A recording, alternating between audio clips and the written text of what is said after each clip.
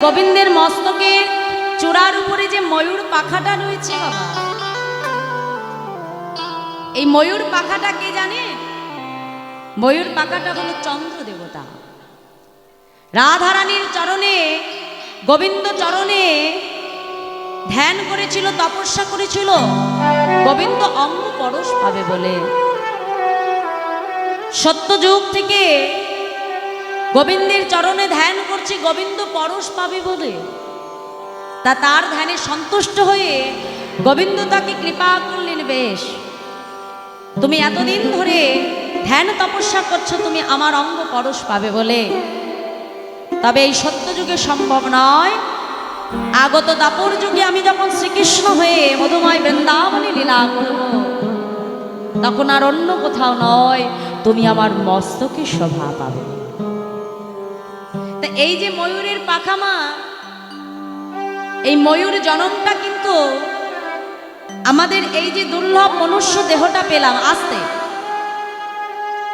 এই যে দেহ নিয়ে আমরা বসে আছি প্রত্যেকে, সকাল থেকে উঠে এই দেহের কত পরিচর্যা করছি বাবা, এই দেহটা কিন্তু এত সহজে পাওয়া যায় না গো মা। এই দেহটা পাওয়ার জন্য কিন্তু আমাদেরকে ৮০টা লক্ষ জনী ভ্রমণ করতে হয়। ৮০টা লক্ষ জনী ভ্রমণ করবার পর তবে কিন্তু বাবা এই দুর্লভ মনুষ্য দেহখানা পাওয়া যায়। শাস্ত্র বলল, স্থাবর বিংশতি নবলক্ষানি জলজা কৃমিয়া রুদ্র শঙ্কক পক্ষী নাম ১০ লক্ষ কম ৩০ লক্ষ কম পশু বানশ্চ ২৪ লক্ষানি মানব। অর্থাৎ এই মনুষ্য দেহটা পাওয়ার জন্য সর্বপ্রথম আমাদেরকে ২০ লক্ষ বার বৃক্ষকুলে জন্মগ্রহণ করতে হয়। কত না আম গাছ হয়েছি, জাম গাছ হয়েছি, গুল্ম লতা হয়েছি, আর এমন ভাবে জন্মগ্রহণ করতে করতে মা যেদিন তুলসী বৃক্ষরূপে আমাদের জন্ম হয়, সেই দিন এই বৃক্ষকুল থেকে আমাদের মুক্তি লাভ ঘটে যায়। তারপরে কি বললো শাস্ত্র? নবলক্ষানি জলজা, অর্থাৎ আসতে বাবা বৃক্ষকুল থেকে মুক্তির পর আস্তে আস্তে, ঠিক আছে ঠিক আছে, বৃক্ষকুল থেকে মুক্তি লাভ করবার পর ৯ লক্ষ বার আমাদেরকে আস্তে আস্তে, ঠিক আছে ঠিক আছে বাবা, আস্তে আস্তে আস্তে, হ্যাঁ ঠিক আছে, আস্তে আস্তে আস্তে, ঠিক আছে। ৯ লক্ষ বার আমাদেরকে বৃক্ষকুলে জন্ম, এই ২০ লক্ষ বার বৃক্ষকুলে জন্মগ্রহণ করবার পর ৯ লক্ষ বার আমাদেরকে জলে জন্মগ্রহণ করতে হয়। কত না ঝিনুক হয়েছি, শামুক হয়েছি, পোকামাকড় হয়েছি, এমন ভাবে জন্মগ্রহণ করতে করতে জলজ জীবন থেকে মুক্তি পেলাম কবে বাবা? যেদিন শঙ্খরূপে আমাদের জন্ম হলো।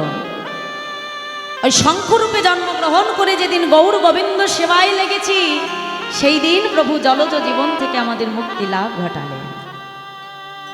তারপরে কি বলছি? কৃমিয়া রুদ্র শঙ্খক। এই জলজ জীবনের মুক্তির পরে আসতে হয় কোথায়? কিমিকীট কুলে। কিমিকীট রূপে আমাদের জন্ম হয় ১১ লক্ষ বার।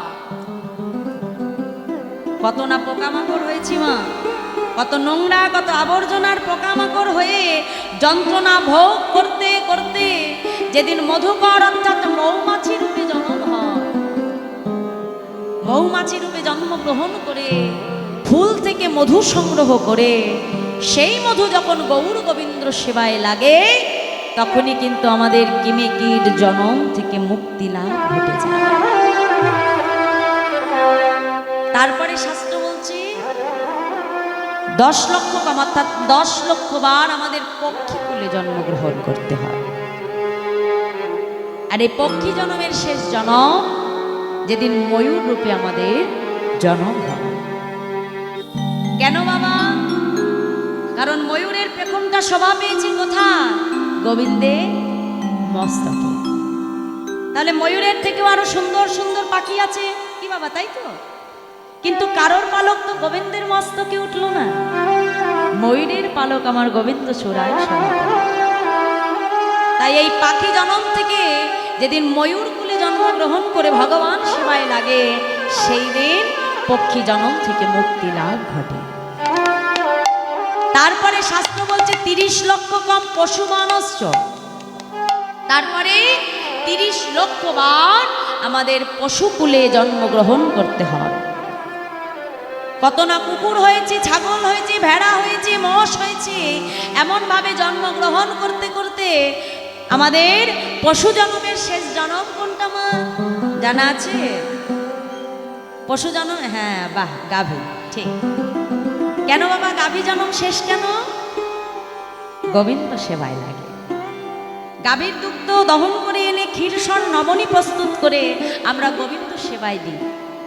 তাহলে একটা জিনিস আমাদের লক্ষ্য করতে হবে গো মা, প্রত্যেকটা জন্ম পেয়েই কিন্তু তোমাকে কৃষ্ণ ভজন করতে হবে।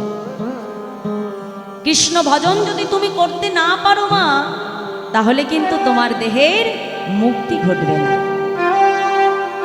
তাহলে এই যে 80টা লক্ষ জনি আমরা ভ্রমণ করলাম, এই 80টা লক্ষ জনি ভ্রমণ করবার পর অবশেষে পেলাম 24 লক্ষানি মানব, অর্থাৎ 4 লক্ষ বার মনুষ্য জন্ম। কিন্তু এইটা কেউ আমরা বলতে পারবো না, হয়তো 4 লক্ষ মনুষ্য জন্মের শেষ জন্ম হয়তো আমি দাঁড়িয়ে আছি। যেমন ভোট দিতে গেলে আমাদের সামনে কয়জন দাঁড়িয়ে আছে মা আমরা দেখতে পারি, তাই তো? কিন্তু এই জগতে ওই ভোট দেওয়ার মতো একটা লাইনে কিন্তু আমরা প্রত্যেকেই দাঁড়িয়ে আছি, সেটা হলো মৃত্যুর লাইন। ওই মৃত্যু মিছিলের লাইনে সবাই আমরা দাঁড়িয়ে আছি বাবা।